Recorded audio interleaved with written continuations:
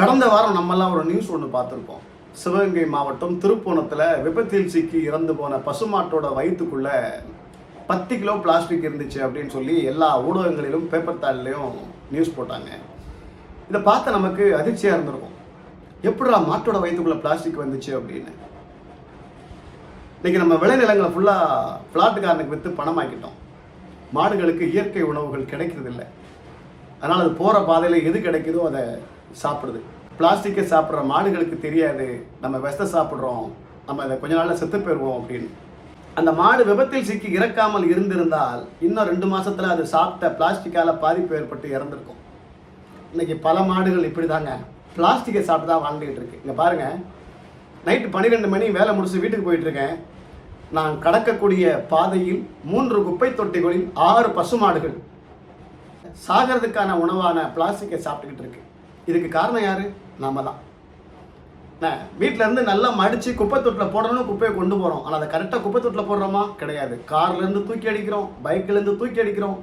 பல வாயில்லா ஜீவன்கள் இரவு நேரங்களில் வருமே, இதை சாப்பிட்டா அது செத்து போயிருமே அப்படின்ற எண்ணம் நம்மள யாருக்காவது ஒருத்தருக்கு இருக்கா? கவர்மெண்ட் அடிக்கடி அறிவிப்பு கொடுக்குறாங்க, மக்கும் குப்பை மக்காத குப்பையை பிரித்து போடுங்க அப்படின்னு. ஆனால் நம்ம என்ன பண்ணுறோம், மக்காத குப்பையான அந்த பிளாஸ்டிக் கவருக்குள்ளே மக்கும் குப்பையை ஒன்றா தெளித்து நேர கொண்டு குப்பைத்தொட்டில் கூட போடாமல் குப்பைத்தொட்டிக்கு வெளியே செவட்டி கடாச்சிட்டு வர்றோம். ஏன்னா காரில் இருந்து இறங்கி நம்ம குப்பைத்தொட்டில் போட்டால் நம்ம கௌரவம் குறைஞ்சிரும். பைக்கில் இருந்து இறங்கி போடுற அளவுக்கு நமக்கு டைம் இல்லை, அவ்வளோ பிஸியாக இருக்கும். மாடு ஒரு தாய் மாதிரிங்க. இன்னைக்கு பல பிள்ளைகள் உயிர் வாழ்கிறதுக்கு அந்த மாட்டோட பால் தான் காரணமாக இருக்குது.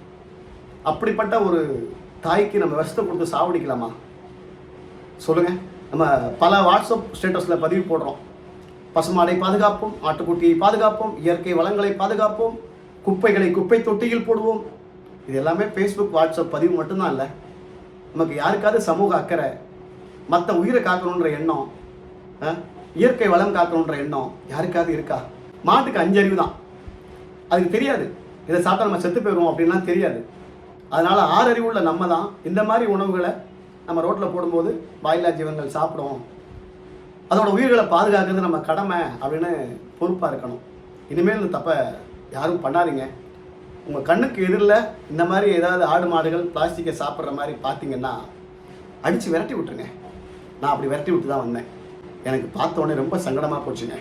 வயிற்று பசியால் அந்த வாயில்லா ஜீவன்கள் விஷத்தை தின்னுக்கிட்டு இருக்கு. அது நம்ம தானே போட்டோம், நம்ம உறவுகள் தானே போட்டாங்க, நம்ம சொந்தங்கள் தானே போட்டாங்க. இது எவ்வளோ பெரிய தப்பு. தயவுசெய்து இந்த தப்பை திரும்பவும் நீங்கள் பண்ணாதீங்க.